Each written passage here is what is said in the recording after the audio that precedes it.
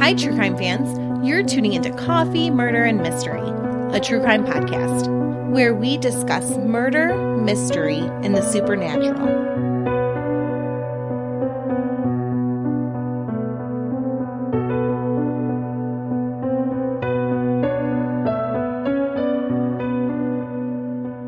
Welcome back, everyone. I'm your host, Melissa Lancaster, and I have some exciting news that I wanted to share with you guys this week. Coffee, Murder, and Mystery was selected to be a part of the top 15 crime history podcasts on the web. We are listed as number 12, and I have never been so honored to be number 12 in my life.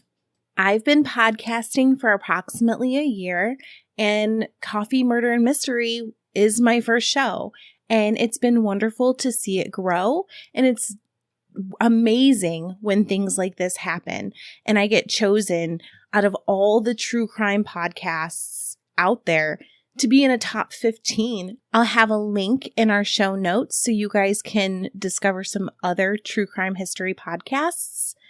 And I want to thank them for letting us be a part of it. And that kind of reminded me that it has been a long time since I've actually done a historical episode. And I am really excited to share many facts with you about one of the oldest, if not the oldest, forms of execution, beheadings. I think it's a super interesting subject, just the human behavior overall associated with beheadings. Now, the reason I say some facts is because I don't want this to be confused with a complete list of facts about beheadings. I mean, this was a method of execution for centuries, and there's just no way I can compile every single thing about beheadings into one episode. And it seems that a lot of methods change, every few years in certain areas, and they definitely change by region. So although beheading was a method of execution in most places, the majority of my facts focus on France. I'm definitely not picking on them. They just have a really interesting history. One thing that I've always hear people saying, and I think that I've said this on this podcast before, is that society seems to say that people are getting worse, that people are getting eviler and more horrible things are happening all the time. But I think if we really look into the past, it doesn't feel this way to me. I just can't agree. I think that our expectations on how we're to treat others have been steadily evolving over time, and rightfully so. We no longer see things that used to be considered normal as the least bit acceptable. And I think we still have a ways to go in our evolution of how we treat people and whatnot. Although I can say I am very happy with how far we've come. And although this has nothing to do with beheadings, a great example is the fact that marital rape was not illegal in all 50 states of the U.S. until 1993. But today, we don't find that to be an acceptable act at all. And we definitely would not condone the methods of execution that were seen as commonplace years ago. Execution methods were not just horrible and brutal because it was execution. They were actually created to be the most horrible, brutal process that people could think of to deter people from committing crimes. And the weird part is entire families attended execution. Even the children, they made a day of it. It was a family activity. Not only did they attend, they were eager to take home souvenirs. Beheading itself is a very old practice. Ancient Greeks and Romans found beheading to be an honorable form of death. There were times throughout history when heads were collected and shrunken, and skulls were collected as well. They would be worn or displayed, and sometimes even used to drink out of. Oftentimes, they were worn on a man's belt, and this would determine his rank in his hierarchy. And today, if someone killed many people and wore their heads on a belt or displayed them at all, we call that serial murder. But back then it gave you status. Another reason they would be worn or displayed would be to deter potential enemies.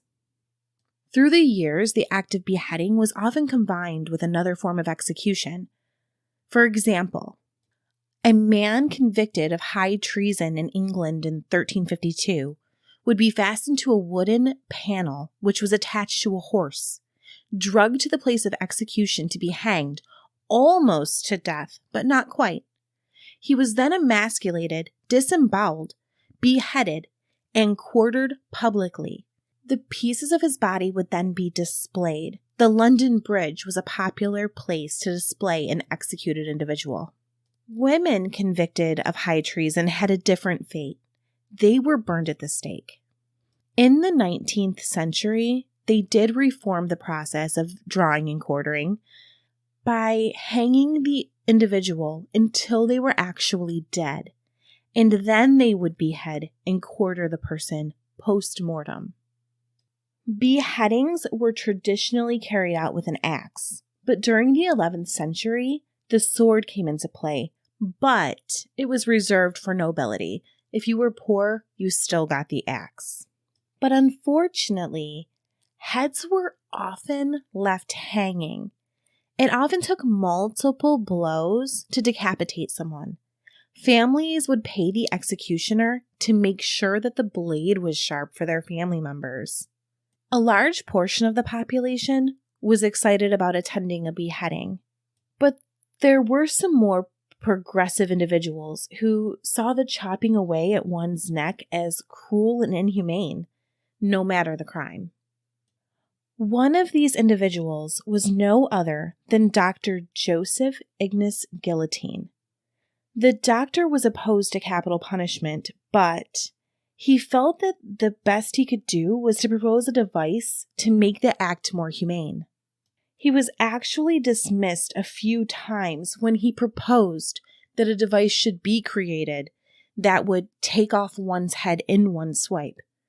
I mean, they really kind of just laughed him off.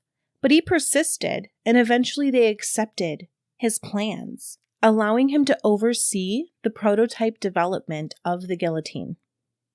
The actual design was by Antoine Louis, and the guillotine itself was built by a harpsichord maker, Tobias Schmidt, and it made its first head roll, forgive me, that was probably terrible, in 1792. The man's name, and I will not be saying this correctly, is Nicholas Jacques Pelletier, and he was a highwayman convicted of murder. Although Dr. Guillotine had done what he intended and made execution by beheading more humane, he was not happy that the device was named after him. He was a doctor whom opposed capital punishment, and he did not want to be associated with death. The good doctor even petitioned for the name to be changed and was denied. This is a great example of the phrase, "no good deed goes unpunished." Hitler actually had about 20 guillotines placed in German cities. Nazi Germany executed about 16,500 people using the guillotine. I did want to take a moment to tell you guys about Podcorn and to thank Podcorn for sponsoring today's episode. Podcorn is my go-to for monetizing my podcast.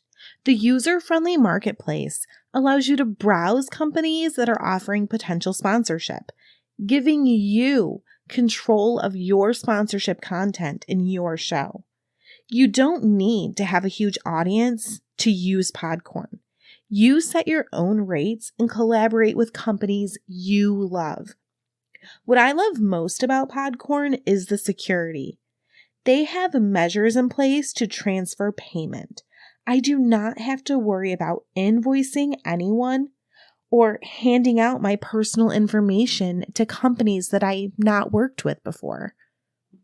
A huge thank you to Podcorn for sponsoring today's episode. And if you want to start monetizing your podcast, you can sign up at podcorn.com.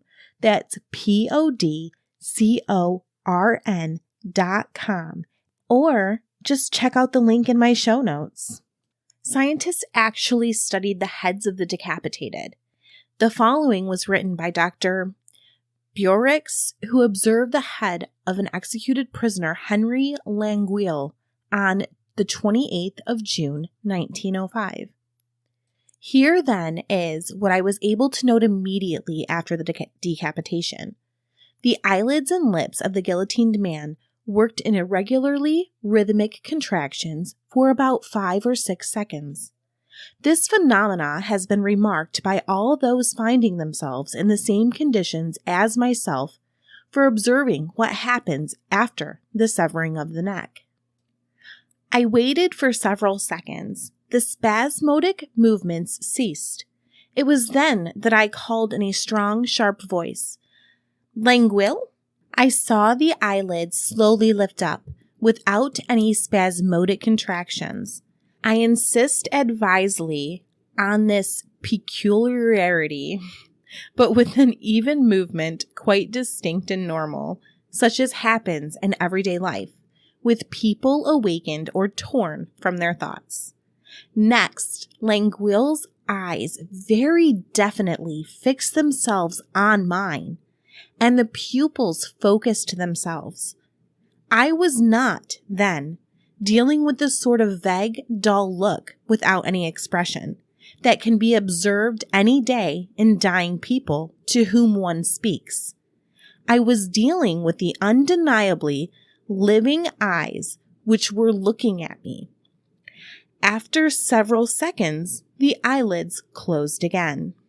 It was at that point that I called out again, and, once more, without any spasm, slowly the eyelids lifted, and undeniably living eyes fixed themselves on mine, with perhaps even more penetration than the first time. Then there was a further closing of the eyelids, but now less complete. I attempted the effect of a third call. There was no further movement, and the eyes took on the glazed look which they have in the dead. But still, people in general loved executions, so much so that executioners were treated like national celebrities. Even children played with little toy guillotine replicas. Now, I thought these must have been dull or I don't know, did they have plastic then? I don't think they did. But no, they were literally replicas. They were sharp. Kids would decapitate their dolls or mice for fun. When you attended an execution, you could even buy souvenirs or grab a bite to eat at Cabaret de la Guillotine. There was a group of women, and I would love to tell you what they were called, but this word is very French, and I am just not good at things like that. Tricocious or something. But regardless, it was a group of women who knitted between executions to keep busy. Eugene Wildman was scheduled for public execution in 1939.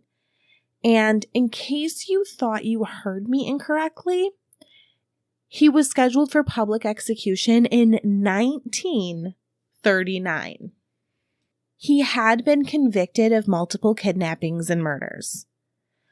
The crowd was excited to see the blade fall onto the serial killer, and they rushed the area, dabbing their handkerchiefs in his blood for souvenirs.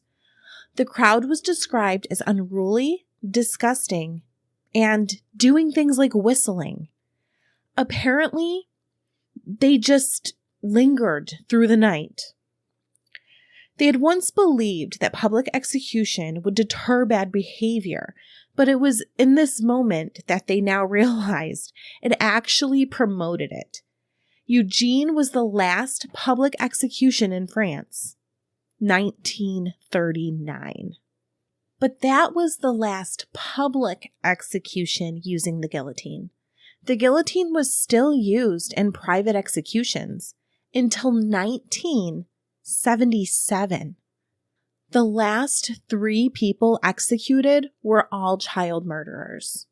Now, as I stated at the beginning, France was not the only country that used beheadings for execution. I mean, this was a very commonplace thing.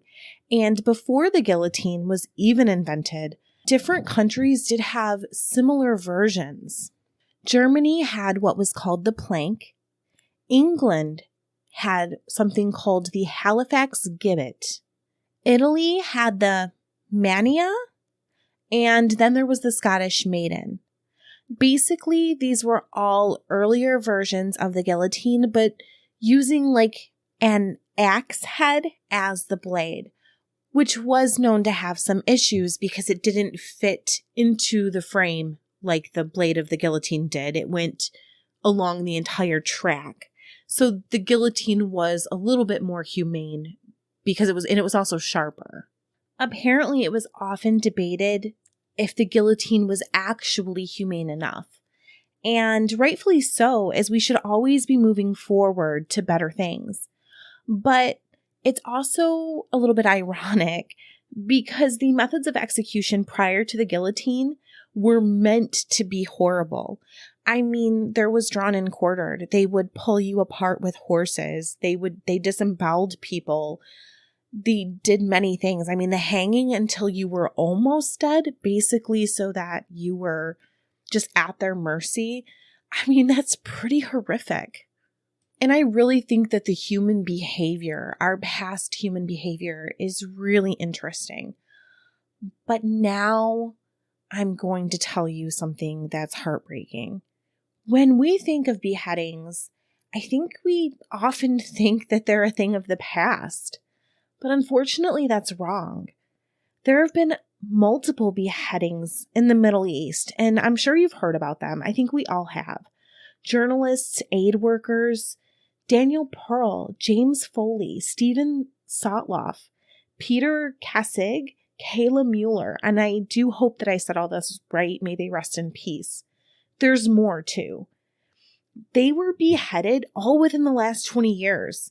Their captors, their murderers, posted the videos of these beheadings on the internet. It's estimated that 1.2 million people watched the videos of the beheading of James Foley within just a few days of his murder. That estimation is only for Great Britain. The whole entire world watched. Their numbers just aren't estimated. An insane amount of people have tuned in to these beheadings. I think it might be safe to say that some of my listeners, may have tuned in to a beheading. And I enjoy true crime. And some people think that that's wrong. I really think that our human behavior is very interesting. And I think that the true crime community is often judged. But there is a line, and I challenge you to please never turn on a beheading video. When I saw those statistics, my heart really hurt. Because if there is no audience, there will be no videos. Thanks for listening, everyone, and I do apologize if my voice sounds off. I thought it was completely normal, but I'm really noticing it while I'm doing this episode that I'm very sticky, I guess. I did have COVID. Most people, I think, had COVID in the last month, 2 months, and I was one of those people. I was lucky enough to where it was not severe at all, but I think I am still sticky, so I do apologize for my voice. Thank you so much for listening. Stay safe, and remember, evil people are everywhere. Bye. Thanks for tuning in to Coffee, Murder, and Mystery. You can find us on the web at www.coffeemurderandmystery.com. We are on Facebook, Twitter, and Instagram, and we also have a YouTube channel. All references for today's podcast are available in our show notes. If you enjoyed our show, please consider giving us an Apple Podcast 5-star rating, sharing our show with your friends, and leaving a review. This helps us by allowing more people to find our show. If you would like to support our show with a financial contribution, please consider joining our Patreon. Joining our Patreon at the $5 level will give you a bonus episode on the second week of the month, as well as a second bonus episode on the fourth week of the month. Or go to buymeacoffee.com for a one-time contribution. We appreciate all of our listeners. We wouldn't be able to do this without you. Thank you so much for listening. The information provided in this podcast is solely of our opinion and based upon research that we have conducted via the internet. If you feel that we have represented something inaccurately or unfairly, you can send us an email at coffeemurdermystery@gmail.com. Thanks for your support.